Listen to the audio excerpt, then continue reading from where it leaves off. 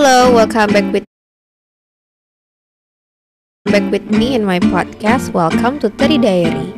Halo Paus, aku adalah salah satu terimu dari timur Indonesia. Terima kasih sudah membuat ruang untuk kami para teri kamu buat bercerita.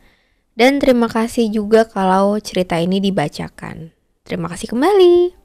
Kisah ini tidak terlalu panjang, tapi cukup membekas dan membuatku susah tidur akhir-akhir ini.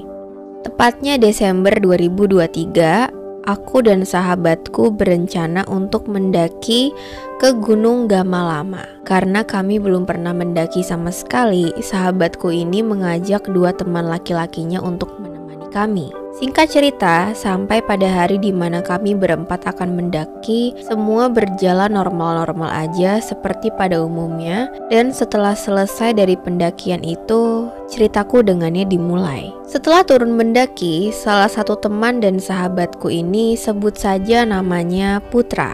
Ini nama samaran. Dia follow akun Instagramku dan kami pun mutualan. Sejak saat itu, kami mulai sering mengomentari Instagram story satu sama lain, mengirim reels terkait dengan mendaki gunung, keindahan alam, dan akhirnya kami bertukar nomor WhatsApp. Makin hari komunikasi kami makin intens. Kami juga sering jalan berdua, kulineran berdua, sampai aku pun hafal dengan rutinitas harian serta mengetahui beberapa hal yang dia suka. Selain menyukai keindahan alam, aku dan dia juga suka sekali dengan aktivitas lainnya seperti jogging, diving, dan nge-gym. Kami juga pernah barengan mengikuti event running yang diadakan di kota kami. Hari demi hari berlalu, waktu kami untuk saling berkabar mulai berkurang karena kesibukan masing-masing. Walaupun sudah jarang berkabar, kami masih menyempatkan waktu untuk ketemu, meskipun tidak sesering dulu waktu awal kenal. Salahku juga tidak meminta kejelasan hubungan padahal sudah sedekat itu. Hingga pada akhirnya dalam satu waktu aku mengetahui dua fakta sekaligus yang membuatku alias bingung plus kaget sendiri. Fakta pertama, dia sedang dekat dengan temanku yang lain saat kami pergi mendaki untuk terakhir kalinya sebelum benar-benar asing. Dan fakta kedua, ternyata dia masih terikat dengan masa lalunya. Setelah mengetahui fakta-fakta itu, aku sempat nanya sama dia, ngobrol, tapi kami tidak menemukan jalan tengah dan kami pun berakhir asing. Satu quotes yang selalu jadi pegangan aku agar tidak terlalu kecewa kepada orang lain adalah bahwa setiap masa ada orangnya dan setiap orang ada masanya. Dan mungkin masanya kami, masanya aku dan dia untuk bersama, masa untuk eksplor keindahan alam dan semua hobi atau kesukaan kami sudah selesai di pertengahan tahun 2024. Dan buat kamu, kalau dengerin podcast dan cerita ini, terima kasih sudah memperkenalkan dunia pendakian kepadaku, meskipun pada akhirnya kita tidak menuju puncak yang sama.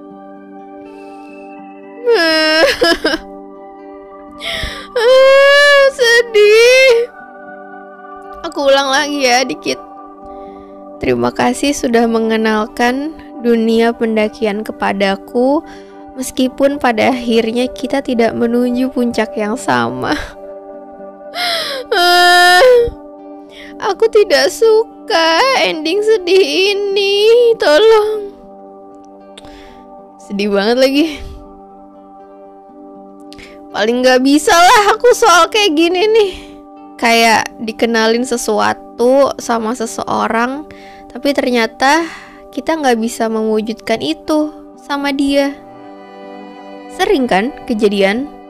Kayak misalnya dia suka dengerin The Smiths, terus kita jadi coba denger dan akhirnya suka. Atau dia suka banget sama Oasis, terus kita juga ikutan suka.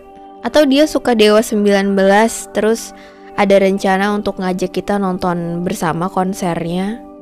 Terus bisa juga kayak gini, dia suka mendaki gunung, dia sering cerita sama kita, membuat kita jadi ikut penasaran dan bahkan sampai akhirnya ikut mendaki gunung seperti dia. Atau sebenarnya bisa juga hal sederhana lainnya sih, kayak dia bilang ke kita, Aku tahu ada makanan enak nih, nanti kesana yuk. Ada kopi baru nih, enak deh, nanti aku temenin kamu nyoba juga ya. Nanti aku temenin kamu kesana ya. Paham kan?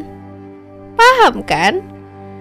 Harapan-harapan itu, harapan yang menyalakan ekspektasi yang mungkin tadinya gak ada. Atau anggaplah ada, tapi mungkin gak sebesar ini gitu.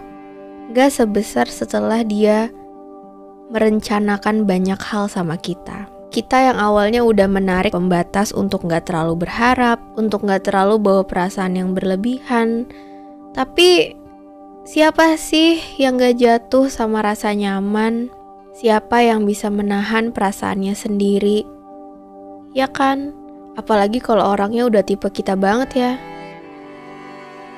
Bayangin, dari sekian banyak manusia yang kita jumpai, baru sama dia kita akhirnya bisa ngebatin gitu. Ini yang kayak gini loh maksudnya.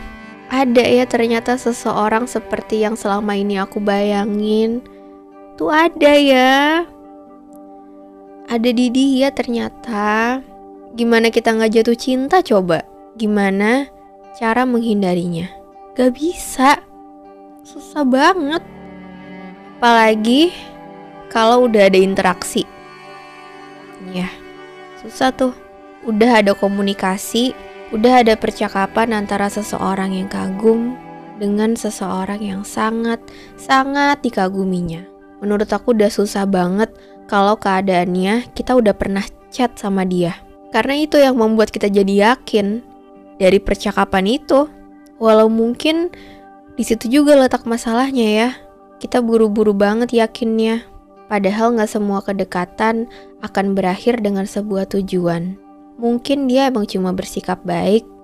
Mungkin dia melihat kita hanya sebagai teman dan gak pernah lebih dari itu.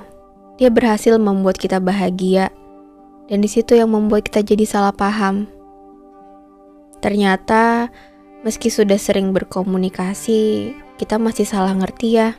Well, salah paham perihal orang yang tepat emang nyebelin sih, karena kita dipaksa berhenti ketika kita maunya menuliskan.